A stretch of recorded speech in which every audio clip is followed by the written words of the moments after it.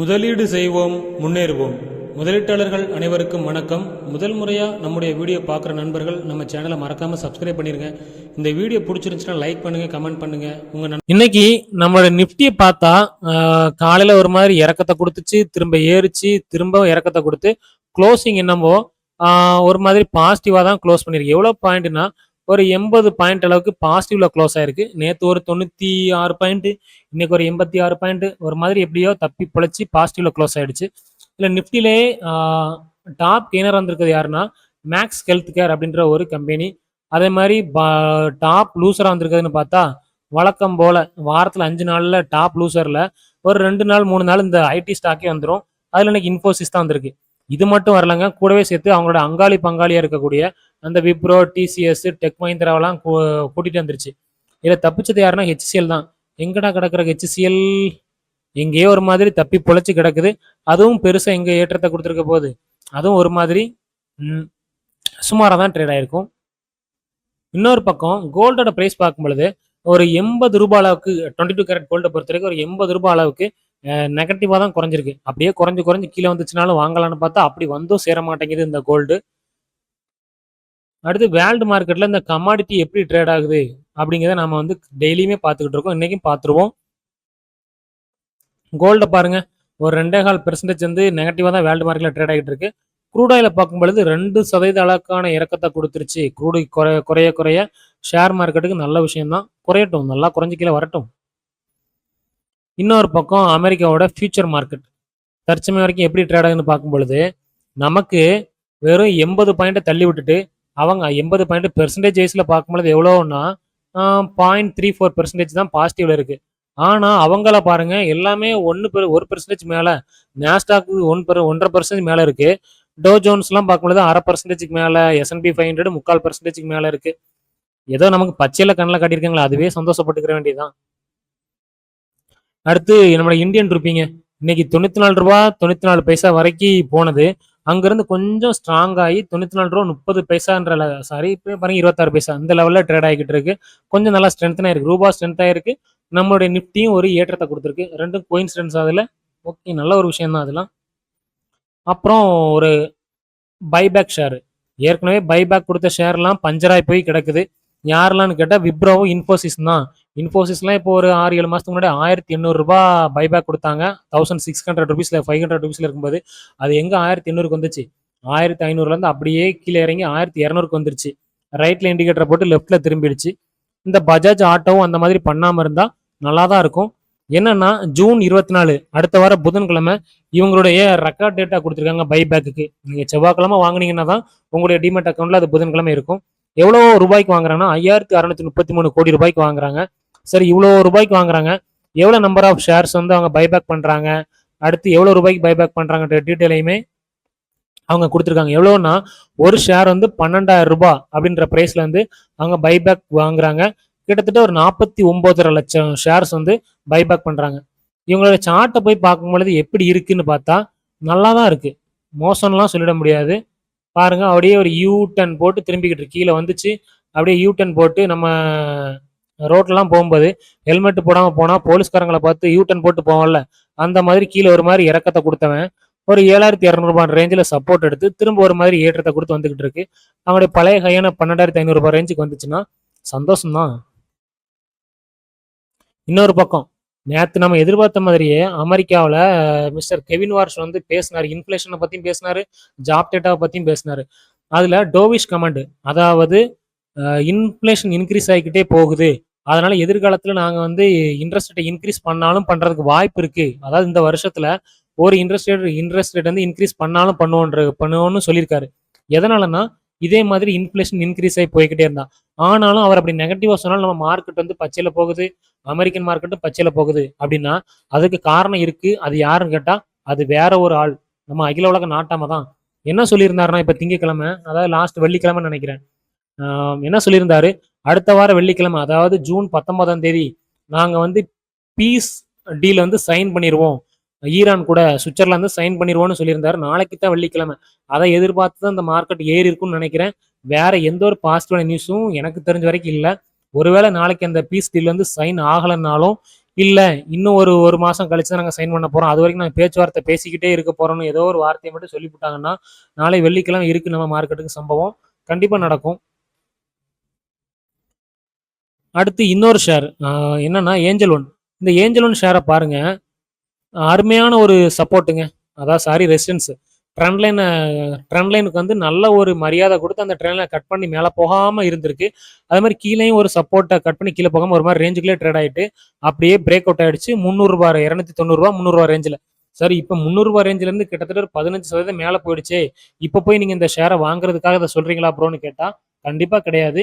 இத வந்து உங்களுக்கு மாடலுக்காக காட்டுறேன். தேடி புடிச்சு எடுத்துட்டு வந்தேன் உங்களுக்காக. இதே மாதிரி ஒரு பேட்டர்ன்ல இருக்கக்கூடிய, ஆனா இன்னும் பிரேக் அவுட் ஆகாத, பிரேக் அவுட் ரேஞ்சுக்கு பக்கமா இருக்கக்கூடிய ஒரு ஷேர வந்து நான் 2 நாளைக்கு முன்னாடி சொல்லியிருந்தேன். என்ன ஷேர் அப்படின்னா, இதோ இந்த ஷேர் தான். சுஸ்லான். பாருங்க கீழவும் ஒரு அழகா ரூ. 38 ரூ. 39 நல்ல ஒரு சப்போர்ட்டா இருந்திருக்கு. மேலேயும் பாருங்க ஒரு நல்ல ஒரு ட்ரெண்ட் லைனுக்கு மரியாதை குடுத்து மேல ட்ரெண்ட் லைன கட் பண்ணி மேல போகாம இருக்கு. இப்ப பார்த்தா அதே ட்ரெண்ட் லைன கட் பண்ணி மேல போகுற மாரி இருக்கு. கட் பண்ணி இந்த இடத்துல மேல போயிருமா? இல்ல திரும்ப இந்த சப்போர்ட்டுக்கு வருமாங்கிறது செகண்டு. ஆனா இந்த ட்ரெண்ட் லைன கட் பண்ணி மேல போறதுக்கான பாசிபிலிட்டீஸ் இருக்கிற மாதிரி தான் இருக்கு. பாருங்க ஏற்கனவே கட் பண்ணி மேல போயிருக்குது. ஒருவேளை இங்க இருந்தது ஏற்றத்த குடுத்துச்சுன்னா, ஒரு ஷார்ட் பீரியட்ல நமக்கு ஒரு 10, 15% லாபம் கிடைக்கிறதுக்கான வாய்ப்புகள் இருக்கு. கண்டிப்பா குடுக்குமா அப்படிங்கிறது தெரியாது. ஆனா, உங்களுடைய வாட்ச் லிஸ்ட்ல போட்டு வச்சுட்டு கொஞ்சம் ஃபாலோ பண்ணுங்க.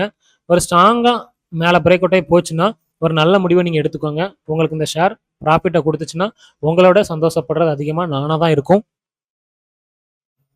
அடுத்து இது ஒரு பக்கம் இருக்கட்டும். இன்னொரு பக்கம் கோல்ட்மேன் சாட்ஸ் என்ன சொல்லியிருக்காங்க? கோல்ட்மேன் சாட்ஸ் மட்டுமாங்க சொல்லியிருக்காங்க. மார்கன் ஸ்டான்லி, சிட்டி குரூப் எல்லாருமே சொல்லியிருக்காங்க. ஆயில் பிரைஸ் வந்து குறையும். ஆயில் பிரைஸ் வந்து குறையறதுக்கான வாய்ப்புகள் இருக்குன்னு சொல்லியிருக்காங்க. ஏற்கனவே நல்லா தான் குறைஞ்சிச்சு. $110 இருந்த க்ரூட் ஆயில் பிரைஸ் இப்ப $78, $75க்கு வந்துருச்சு. இது ஒரு பக்கம் நல்ல விஷயமான்னு கேட்டா, நல்ல விஷயம் தான். இருந்தாலும் $120, $110 இருக்கும்பொழுது, நமக்கு வந்து பொருளாதாரம் அப்படி ஆயிரும், இப்படி ஆயிரும்னு சொல்லி க்ரூட் ஆயிலோட நம்ம சாரி பெட்ரோலோட பிரைஸ்லாம் இன்கிரீஸ் பண்ணி ரூ. 110 கிட்ட கொண்டு போயிட்டாங்க. இப்ப க்ரூட் ஆயிலோட பிரைஸ் வந்து குறைஞ்சு போச்சு. அதனால நீங்க திரும்ப வந்து பழைய மாதிரி ரூ. 100 பிரைஸ்க்கு அந்த பெட்ரோல கொண்டு வருவீங்களா? டீசலையும் அதே மாதிரி குறைப்பீங்களான்னு கேட்டா, யாரு குறைப்பா? குறைக்க வேண்டிய ஆள் குறைச்சாங்கன்னா, உண்மையிலேயே மக்களுக்கு வந்து அது ஒரு நல்ல ஒரு விஷயமா தான் இருக்கும். அடுத்து இன்னொரு ஷேர் 2 ஷேர் வந்து நான் சொல்லியிருந்தேன். ஒரு ஷேர் வந்து நல்ல ஒரு லெவல்ல இருக்குது சுஸ்லான்னா. இன்னொரு இடத்துல வந்து நைக்கா ஷேர். இந்த நைக்கா ஷேர் நல்ல ஒரு ரேஞ்சில தான் இருக்குது. காட்டுறேன் அடுத்து அதோடைய சார்ட்டையும். இன்னைக்கு ஒரே நாள்ல 6% அளக்கான ஏற்றத்த குடுத்திருக்கு. சரி இந்த அளவுக்கு 6% அளக்கான ஏற்றத்த குடுத்திருக்கே. இதற்கான காரணம் என்னன்னு கேட்டா, அவங்களுடைய மேனேஜ்மென்ட் சைட்ல இருந்து ஒரு நல்ல ஒரு ஃபோர்காஸ்ட் அதாவது இது 2030ல நான் என்னலாம் பண்ண போறோம் அப்படிங்கிறத இப்பவே சொல்லியிருக்காங்க. 5 வருஷம் கழிச்சு நடக்க போறத இப்பவே சொல்லியிருக்காங்க. என்ன சொல்லியிருக்காங்க பாருங்க. நாங்க இப்போதைக்கு என்ன ரெவன்யூ பண்ணிக்கிட்டு இருக்கிறோமோ, இதோட 2, 3 மடங்கு நாங்க எங்களோட ரெவன்யூ வந்து 2030 ஃபினான்ஸ் இயர்க்குள்ள இன்கிரீஸ் பண்ணிருவோம். அதே மாரி எபிட்டாவையும் 4ல இருந்து 5 மடங்கு இன்கிரீஸ் பண்ணிருவோம். அப்படிங்கிற ஒரு விஷயத்த சொல்லியிருக்காங்க. இந்த ஒரு காரணத்தினால தாங்க இந்த ஷேர் வந்து இன்னைக்கு ஒரு ஏற்றத்த குடுத்திருக்கு. வேற எந்த ஒரு ரீசனும் இல்ல. போயிருமா அப்படின்னு கேட்டா, போறதுக்கு போகும்னு அவங்க சொல்லியிருக்காங்க. சரி இவங்களுடைய சார்ட்ட போய் பார்ப்போம். ஏன்னா, டெக்னிக்கலாவும் நம்ம பல விஷயங்கள பார்க்கணும். பாருங்க சூப்பரா வந்து பிரேக் அவுட் ஆயிருக்குதுங்க. ஒரு ரூ. 285 லெவல்ல பிரேக் அவுட் ஆயிருக்குது. பிரேக் அவுட் ஆயி ரொம்ப ஒண்ணும் மேலலாம் போயிடல. பிரேக் அவுட் லெவல்ல இருந்து ஒரு 4, 5% தான் போயிருக்கு. எப்பவுமே ஒரு ஸ்டாக் வந்து பிரேக் அவுட் ஆகுதுன்னா, அங்கருந்து குறைஞ்சபட்சம் ஒரு 10, 15% வந்து ரிட்டர்ன் குடுத்த வரலாறு நெறைய இருக்கு. அதே மாதிரி இதுவும் ரிட்டர்ன் குடுத்துச்சுன்னா, ஒரு ரூ. 330லேருந்து ரூ. 350 ரேஞ்ச். அதாவது 330லேருந்து 350 வரைக்கும் ரேஞ்சுக்கு போறதுக்கு வாய்ப்பு இருக்கிறதா நான் பார்க்குறேன். இது எந்த ஒரு ரெக்கமெண்டேஷனும் கிடையாதுங்க. திரும்பவும் சொல்றேன். எந்த ஒரு ரெக்கமெண்டேஷனும் கிடையாது. கண்டிப்பா அது போகணுன்ற அவசியமும் கிடையாது. ஆனா பலமுறை அந்த மாரி நடந்திருக்குன்னு தான் சொல்றேன். அது மட்டும் இல்லாம இந்த ஷேர்ல இன்னொரு பியூட்டி என்னன்னா, இந்த ஷேர்லாம் ஒன்ஸ் அப்பான் எ டைம் என்கிட்ட இருந்துச்சுங்க. எந்த ரேஞ்சுலன்னா, அது என்னத்த சொல்றது? ரூ. 150 ரேஞ்சிலேயே இருந்துச்சு. 122, 150 ரேஞ்சில ரொம்ப நாளா படுத்து பாய விரிச்சு கிடந்தான். அதனால நானும் வெறுத்து போய், "நீ என்னடா போடா" அப்படின்னு சொல்லி விரட்டி விட்டுட்டேன். அதாவது வித்து விட்டுட்டேன். கொஞ்சம் ப்ராஃபிட்ல. அங்க இருந்து ஏறுறான் நிக்காம ஏறி கிட்டத்தட்ட பிரைஸ் வந்து டபுளே பண்ணி புட்டாங்க நான் வாங்குன பிரைஸ்ல இருந்து. படுபாவி பையன். சரி இருந்துட்டு போட்டும். ஏன்னா, இத விட பெஸ்ட்டான ஷேர்ஸ்லாம் என்னோட போர்ட்ஃபோலியோல அ இருக்குது. அதனால இது ஒண்ணும் பெருசா ஒண்ணும் வருத்தம் கிடையாது. அப்புறம் மோத்திலால் ஓஸ்வால் என்ன சொல்லியிருக்காங்கன்னா, பிஇஎல் ஷேரு. பிஇஎல் ஷேர் வந்து ஒரு ஏற்றத்த குடுக்கறக்கு வாய்ப்பு இருக்கு.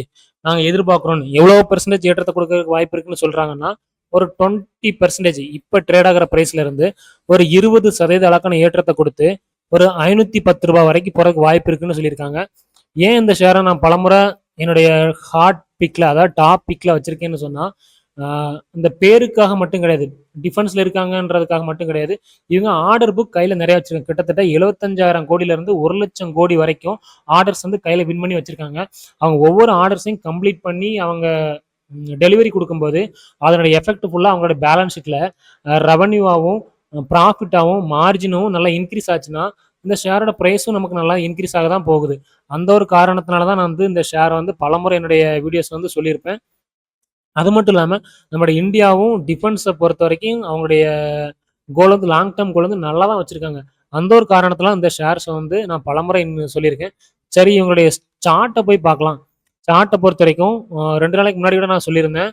இது வந்து அழகா மேலேயும் சரி கீழேயும் சரி ஒரு ட்ரெண்ட் லைனுக்குள்ள ஃபார்ம் ஆகி ஒரு சேனல் பேட்டர்ன் மாதிரி போய்கிட்டு இருக்குது. கீழேயும் பார்த்தீங்கன்னா நல்ல ஒரு சப்போர்ட் லெவலில் 3 டைம் நமக்கு வந்து நல்ல ஒரு ரிட்டர்ன் மேலே மேலே கொடுத்துருக்கு. அதே மாதிரி இப்போவும் ஒரு சப்போர்ட் லெவலில் தான் இருக்குது. அதே மாதிரி 200 டேஸ் மூவிங் ஆவரேஜையும் கட் பண்ணி மேலே இருக்குது. நேத்தும் பச்சை கலர்ல க்ளோஸ் ஆயிருக்கு. இன்னைக்கு நல்ல ஒரு கிரீன் கேண்டில் வச்சிருக்கு. ஸோ பழைய மாதிரி ஏற்றத்தை கொடுத்த மாதிரி இப்போ ஒரு ஏற்றத்தை கொடுத்துச்சுன்னா நமக்கு சார் நான் மட்டும் ஏற்றத்தை கொடுக்கணும்னு நேத்தே சொல்லியிருந்தேன். மோத்தில் உள்ள சொல்லு இன்னைக்கு அதே மாதிரி சொல்லியிருக்காங்க. ரெண்டும் கோயின்சிடன்ஸ் ஆகி மேல்நோக்கிய ஏற்றத்தை கொடுத்துச்சுன்னா உண்மையில எனக்கு வந்து ஒரு மகிழ்ச்சியாக தான் இருக்கும். ஏன்னா நாம கிட்டத்தட்ட 1-2 இல்லைங்க, மந்த்லி பார்க்கும் பொழுது ஒரு 10லேருந்து ஒரு 15 ஸ்டாக் வரைக்கும் ரேட்டிங் ஏஜென்சிஸ் பைக்கால் கொடுத்துருக்க ஸ்டாக்கை பற்றி நம்ம பலமுறை சொல்லியிருப்போம். நீங்கள் பார்த்தீங்கன்னா தெரியும், மந்த்லி கிட்டத்தட்ட 10-15 ஸ்டாக் சொல்லியிருப்போம். அதில் கிட்டத்தட்ட ஒரு 60% மேலே, அதாவது ஒரு 10லேருந்து 11 ஸ்டாக் வரைக்கும் உங்களுக்கு நல்ல ஒரு ரிட்டர்ன் கொடுத்துச்சுனாலே எனக்கு உண்மையிலே மகிழ்ச்சியாக தான் இருக்கும். அடுத்து இன்னொரு ஸ்டாக் இன்னைக்கு நிஃப்டிலே டாப் கெய்னரா யார் வந்திருக்கேன்னு பார்த்தா இந்த மேக்ஸ் ஹெல்த் கேர் இருந்துச்சு. இப்போ ரீசெண்ட் டேஸ்ல தாங்க இது வந்து நிஃப்டி 50க்குள்ளே உள்ள வந்துச்சு. இந்த ஷேர் வந்து இன்னைக்கு ஒரு நல்ல ஒரு 6% ஏற்றத்தை கொடுத்துருக்கு. காரணம் என்னன்னா ஒரே ஒரு நியூஸ் வந்திருக்கு. என்ன ஒரு நியூஸ் வந்திருக்கு அப்படின்னா, 1 செகண்ட், சிட்டி குரூப், அதுவும் ஒரு ரேட்டிங் ஏஜென்சி தான். சிட்டி குரூப் என்ன சொல்லியிருக்காங்கன்னா இந்த ஷேர் வந்து ஒரு 1240 ரூபா வரைக்கும் போறதுக்கு வாய்ப்பு இருக்குன்னு சொல்லியிருக்காங்க. 1240 ரூபா போறதெல்லாம் ஒரு பக்கம் இருக்கட்டும். தற்சமயம் என்ன பிரைஸ்ல ட்ரேட் ஆகுதுன்னா ஒரு 1100 ரூபாய். இங்க இருந்து 1240 ரூபானா ஒரு 140 ரூபான்னு வைங்களேன். 140 ரூபான்னா ஒரு ஒரு 10% அளவுக்கான ரிட்டர்ன்ஸ் இங்க இருந்து கிடைக்கிறதுக்கு மினிமம் வாய்ப்பு இருக்கிறதா, 10லேருந்து 12% கிடைக்கிற வாய்ப்பு இருக்கிறதா சிட்டி குரூப் சொல்லியிருக்காங்க. உண்மையிலே அங்கே போச்சுன்னா நமக்கு சந்தோஷம் தான். அப்புறம் இந்த வீடியோ கண்டிப்பாக உங்களுக்கு பிடிச்சிருக்கும் நான் நம்புறேன் நண்பர்களே. வீடியோ உங்களுக்கு பிடிச்சிருந்துச்சுன்னா நம்ம சேனலை மறக்காம சப்ஸ்கிரைப் பண்ணிருங்க. வீடியோ லைக் பண்ணுங்க, கமெண்ட் பண்ணுங்க, உங்க நண்பர்களுக்கு ஷேர் பண்ணுங்க. மீண்டும் ஒரு வீடியோவில் சந்திப்போம். தொடர்ந்து முதலீடு செய்வோம். நிச்சயமாக நாம் முன்னேறுவோம்.